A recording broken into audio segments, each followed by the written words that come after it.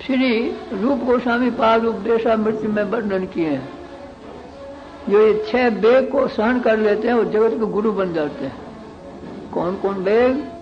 वाचो वेगम मनसा क्रोध वेगम, जिह्वा वेग मुद्रोपस्थ वेगम, एतान वेगान जो विसहेत धीर सर्वामपि माम पृथ्वीम स्वस्थिष्यात्।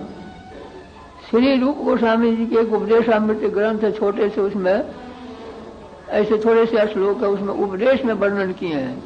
क्या वर्णन किए हैं? जो कोई ये 6 वेग को रोक लेते हैं वो जगत के गुरु बन जाते हैं। कोई भी हो, ये जो 6 वेग है इसको जो रोक लेते हैं और जगत के गुरु बन जाते हैं। समस्त सृष्टि उनके शिष्य रूप में परिणत हो जाती है। कौन कौन वेग? वाचो वेगम मनसा क्रोध वेगम। वाचो वेगम, वाणी के वेग। वाणी के वेग क्या है?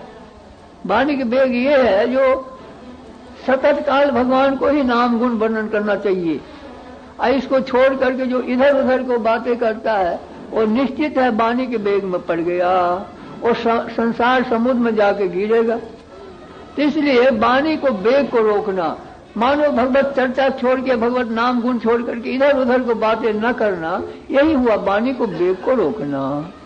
वाचो वेगम मनसा, मन की क्या वेग है? मन की वेग है जो भगवान के रूप लीला को छोड़ करके संसार के चिंतन करना, यही है मन की वेग। उसको रोक करके और भगवान में लगाना, ये है मन को रोकना, मन को वेग के रोकना। भागवत में स्वयं भगवान द्वारकानाथ उद्धव जी से कह रहे हैं, भागवत में भक्ति योग वर्णन किया भगवान स्वयं श्री मुख से 4 श्लोक में। तो उनमें भगवान कह रहे हैं, उद्धव श्रद्धामृत कथायाम में सस्वन मदनुकीर्तनम परिनिष्ठा सस्वन मदनुकीर्तनम, वाणी के द्वारा सतत काल हमारे नाम गुण को ही कीर्तन करता रहे। भगवान स्वयं कह रहे हैं, श्रद्धामृत कथायाम में सस्वन मदनुकीर्तनम परिनिष्ठा च पूजायाम, हमारी पूजा निष्ठा पूर्वक करे। परिनिष्ठा च पूजायाम स्तुति भी अस्तवनम मम, और सतत काल हमको अस्तमन के द्वारा स्तोत्र आदि के द्वारा अस्तमन करता रहे। भगवान स्वयं कह रहे हैं, सतत काल हमको स्तोत्र आदि के द्वारा अस्तमन करता रहे। पुराण में वर्णन है, कृष्ण अस्तव रत्नोघर ये शाम जिहुआ त्वलंकृता नमस्या मुनि सिद्धा नाम वंदनीय दिवौकसाम। जिनकी जिह्वा भगवान कृष्ण को स्तोत्र से अलंकृत है अथवा नाम से अलंकृत है, सतत काल जिनकी जिह्वा पर भगवत नाम गुण का उच्चारण हुआ करता है, वो उनको बड़े बड़े सिद्ध और मुनि और देवता भी सिर झुका के प्रणाम करते हैं। मनुष्य क्या चले? कृष्ण स्तव रत्नोघर ये शाम जिहुआ तो अलंकृता नमस्या मुनि सिद्धा नाम वंदनीय और दिवौकसाम, देवता भी उनको वंदना करते हैं। इसलिए सतत काल हमारे नाम गुण को ही कीर्तन करता रहे, स्वयं भगवान कह रहे हैं। परिनिष्ठा तो पूजायाम, हमारी पूजा निष्ठा पूर्वक हमारी पूजा करें। परिनिष्ठा तो पूजायाम स्तुति भी अस्तवनम ममो, सतत काल हमको स्तोत्र आदि के द्वारा अस्तमन करता रहे। स्तुति भी अस्तवनम ममो आदर परिचर्यायाम, जो कुछ हमारे परिचर्या करे आदर पूर्वक भाव पूर्वक। आदर परिचर्यायाम सर्वांगैरभिवंदनम, और पूजा के बाद हमारे सामने साष्टांग प्रणाम करे। आदर परिचर्याम सर्वांगैरभिवंदनम मद भक्त पूजा भेद का सर्वभूतेषु मनमति, और हमसे भी हमारे भक्त के विशेष आदर करे और प्राणी मात्र में हमारे समान भाव रखे। भगवान कह रहे मद भक्त पूजा भेद का सर्वभूतेषु मनमति, मदद से स्वाम चेष्टा तो, जितनी मन के चेष्टा हो हमारे सेवा के लिए, हमारे भजन के लिए, हमारे नाम के लिए।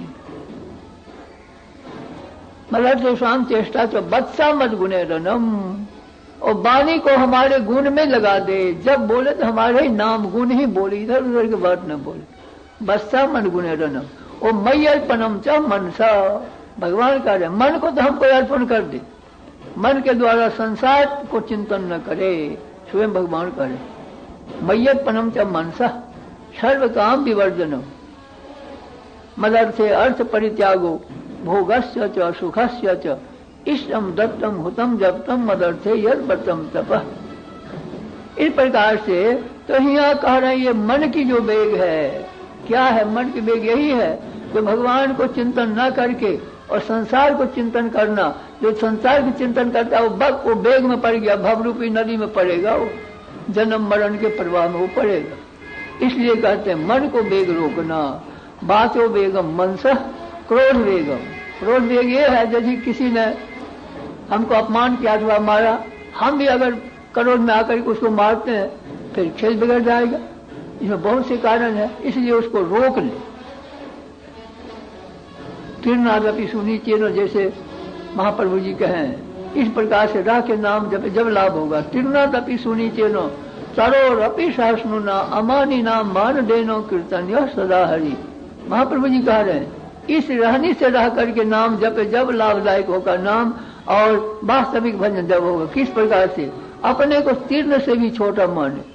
तीर्णादपि सुनीचेनो करोरपि सहस्नुना। तरु को जैसे काटता है, तोड़ता है, डाली तोड़ता है, काट डालता है, तरु कुछ नहीं बोलता वृक्ष। इस प्रकार से सहनशील हो।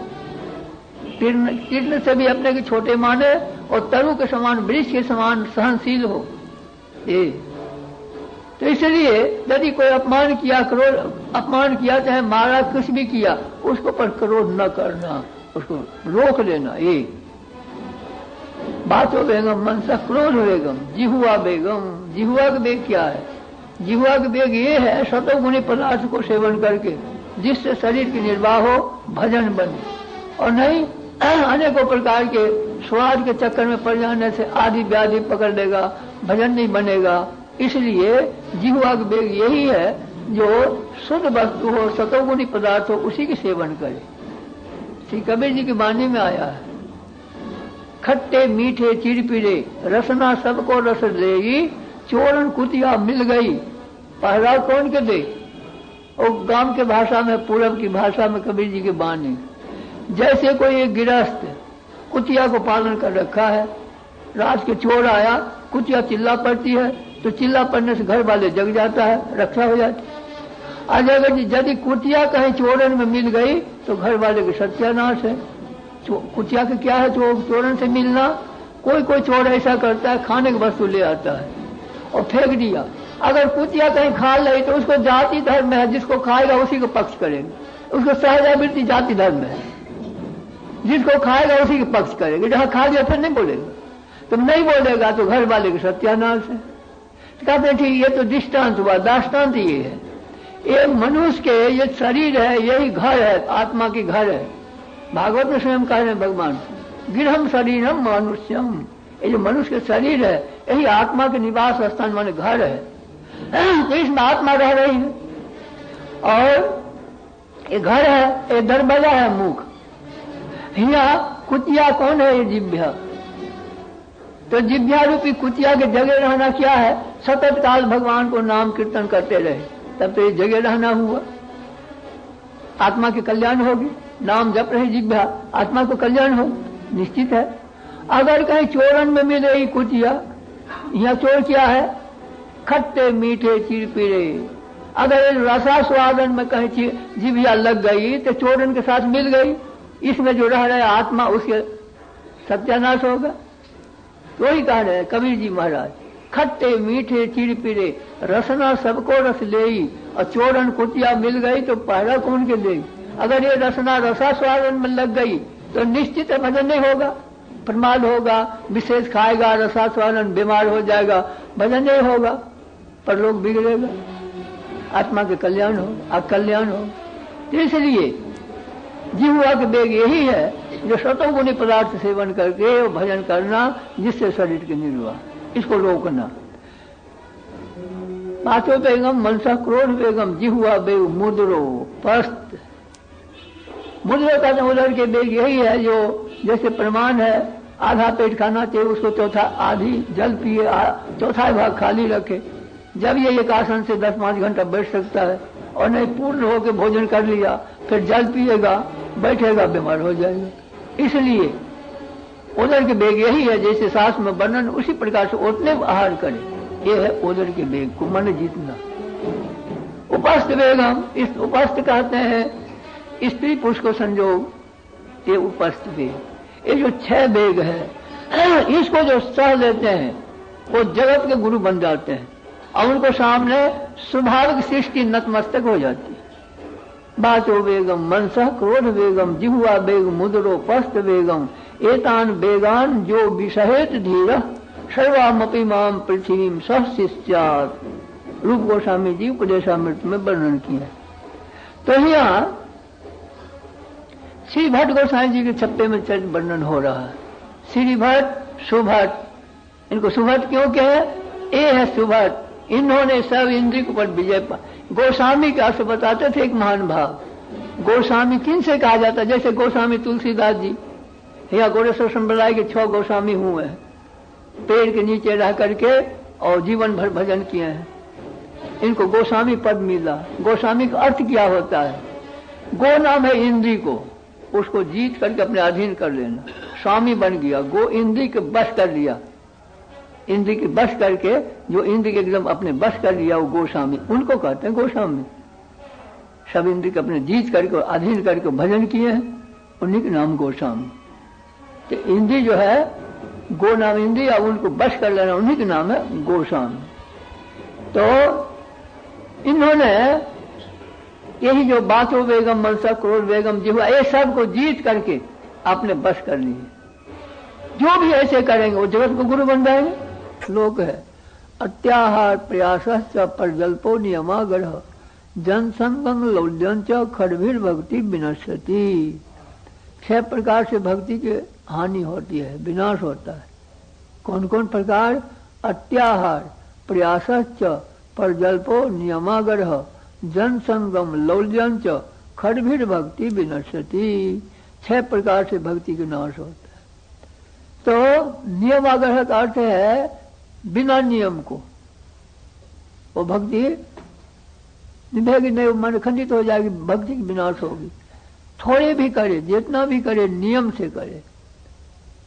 अत्याहार, अत्याहार कहते हैं, या तो अर्थ में कुछ और भी अर्थ किए हैं अत्याहार के, परंतु विशेष अर्थ तो सबको समझने लायक ये है।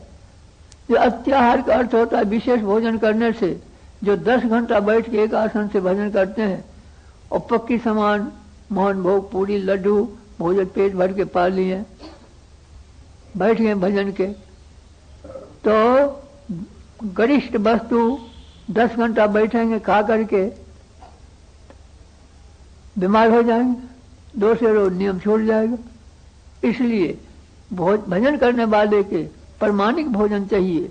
आधे पेट लिखा हुआ, आधा पेट उसको आधा जल, आधे खाली रहना चाहिए, जब स्वास्थ्य ठीक रहेगा भजन करने वाले को। तो इसलिए अत्याहार माने विशेष भजन करने से, भोजन करने से भी भक्ति की हानि होती है। जो 1 लाख अथवा 2 लाख अथवा 3 लाख नाम जपने वाले हैं तो विशेष भोजन करेंगे, अगर नहीं सोएंगे, विश्राम नहीं करेंगे तो 2 रोज गिर जाएंगे, बीमार हो जाएंगे। इसलिए अत्याहार करने से निश्चित है भक्ति के विनाश। अत्याहार प्रयासश्च, प्रयास के 2 अर्थ किए हैं। प्रयास के एक अर्थ तो ये है जो विशेष परिश्रम करेंगे, चलना चाहिए 2 कोस और 10 कोस चलेंगे तो भूख भी अधिक लगेगी, परिश्रम होने से सोना भी पड़ेगा, विश्राम भी नहीं करेंगे तो बीमार हो जाएंगे। इसलिए भजन करने वाले के विशेष परिश्रम नहीं करना चाहिए, थोड़े करना चाहिए प्रमाण को। और प्रयास के दूसरा अर्थ ये भी है पराधीनता। जैसे कोई मजदूर है, 8 से और 4 बजे तक के उसको कार्य की ड्यूटी है और उसी समय सप्ताह हो रही है, उसको खूब इच्छा है जो हम सुने, परंतु सुन नहीं सकता। क्यों? पराधीन है। तो पराधीन वाले से भी वो भक्ति नहीं निभाती है, भक्ति की हानि होती है। इसलिए अत्याहार प्रयास परजल्पो, परजल्पो कहते हैं इधर उधर के बात करना, और समय अमूल्य है। इन्होंने ये रघुनाथ गोसाई जी अपना उपदेश में वर्णन किया है। असत वार्ता बेस्या विसर्ज मति सर्वस्व हरणी कथा मुक्ति व्याघ्री न सुनो सर्वात्म गिलनी। हे भाइयों, असत वार्ता को तो ऐसे समझाना जैसे बेस्या।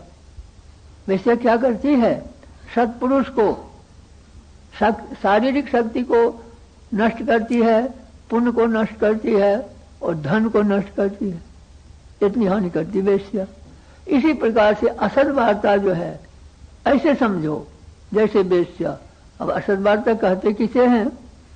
पुराण में वर्णन है, जस्मिन शास्त्रे पुराणे वा हरि भक्ति नो गियते श्रुतव्यम नैव तत्शास्त्रम यदि ब्रह्मा स्वयं बदे। जिस शास्त्र पुराण में भगवत नाम गुण कथा लीला नहीं है उसको भक्ता स्वयं ब्रह्मा क्यों न है, उसको नहीं सुनना चाहिए। क्या? मृषा झूठी है। श्री सूत जी संपूर्ण भागवत को अंतिम में यही कहे, ऋषियों मृषा गिरस्ता ही सती रसत कथा नो कथते भगवान धोक्षय तदैव सत्यम तदैव मंगलम तदैव पुण्यम भगवद गुणोदयम तदैव रम्यम रुचिरम नवम नवम तदैव सत्स्वन मनसो महोत्सवम तदैव शोकार नवशोषणम निर्नाम यदुत्तमस लोक जसोनु गीयते। श्री सूत जी एक ही साथ 8 विशेषण कथा के रखे, 8 विशेषण। पहले तो ये कहें जो मृषा गिरस्ता ही सती रसत कथा, वो वाणी मृषा है, झूठी है। कौन सी वाणी? जिस वाणी में भगवत जस वर्णन नहीं है। ज्ञान वैराग जग तप तपस्या दान पुण्य ये सब है वर्णन, तीर्थ व्रत ये भी है, परंतु भगवत जस नहीं है। कहते मृषा झूठी है। तो कहते सत्य क्या है? कहते भगवान सत्य है और उनकी लीला कथा सत्य।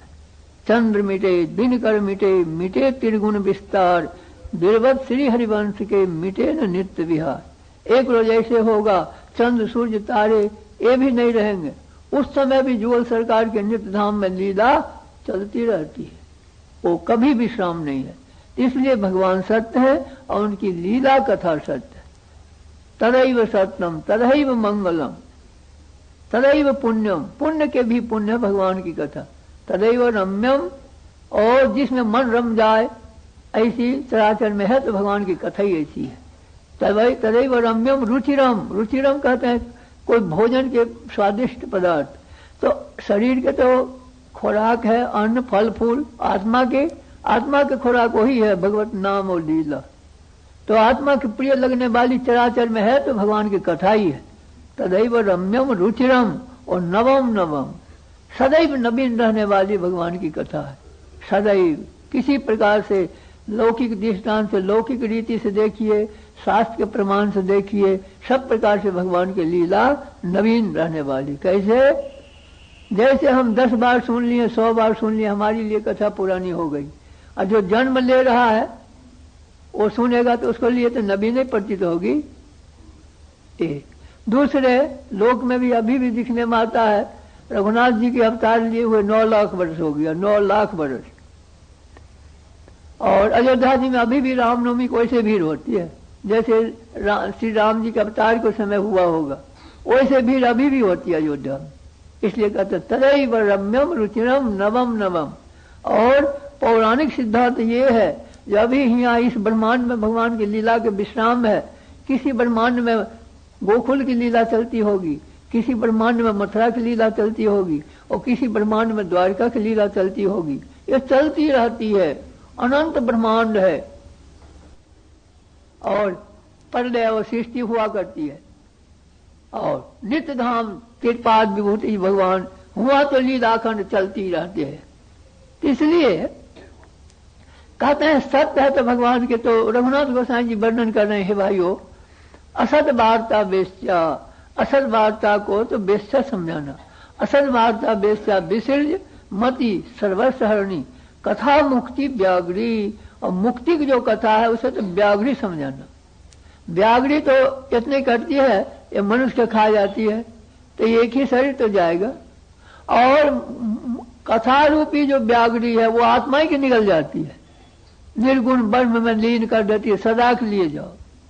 इसलिए वो और भयानक है, मुक्ति की कथा और भयानक है। इसलिए कथा मुक्ति व्याघ्री नो शृणु सर्वात्म गिलनी। तो इस प्रकार से यहाँ अत्याहार प्रयास परिजल्पो नियम आग्रह, बिना नियम को भजन भक्ति कहानी होती है। जितना भी हुआ, जैसे 1 लाख नियम नाम के नियम चल रहा है, कोई व्यवहार के काज आ गया, छोड़ दिए 50,000 किए, और विशेष आ गया माला झोड़ी रख दिए, विवाह के काज आ गया, महीनों तक माला झोड़ी पड़ी रही। तो ये इससे भक्ति कहानी होती है। इसलिए नियम विधान ये लिखा हुआ है, यदि आज नियम न पूरा हो सका तो कल पूरा कर ले, कल नहीं हुआ परसों पूरा कर ले। नियम जरूर करना चाहिए। महाप्रभु के पढ़कर में सब आचरण करके दिखाए हैं। ठाकुर हरिदास जी थे, बड़े हरिदास जी, तो उनको किसी कारण से शरीर में तकलीफ हो गया, तो उनको सामने 3 रोज के भोजन तैयार रखा था और भोजन कर नहीं रहे थे। उसी समय महाप्रभु जी पधारे, बोले क्यों ये कैसे पड़ा है, क्यों नहीं भोजन करते हो? बोले ये इसको जिसलिए हम इसको देते हैं वो नियम पूरा नहीं किया है, जब तक नियम नहीं पूरा करेगी जब तक नहीं दूंगा। माने उनको नियम नहीं पूर्ति हो रहा था 3 रोज से, तो भोजन करना छोड़ दिए। ऐसे ऐसे नियम के कट्टर नियम वाले हुए हैं। तो इसलिए नियमागर हो, बिना नियम की भी भक्ति कहानी होती है। अत्याहार प्रयास पर जल्पो नियमागर हो, जन संगम लौल्यम च, विशेष जन समुदाय में रहने से भी इधर उधर की बातें कहना सुनना बन ही जाता। जन संगम लौल्यम च, लोभ करना, ये 6 प्रकार से भक्ति कहानी होती है। तो रघुनाथ गोसाई जी जो है, इनको नियम था, यद्यपि ये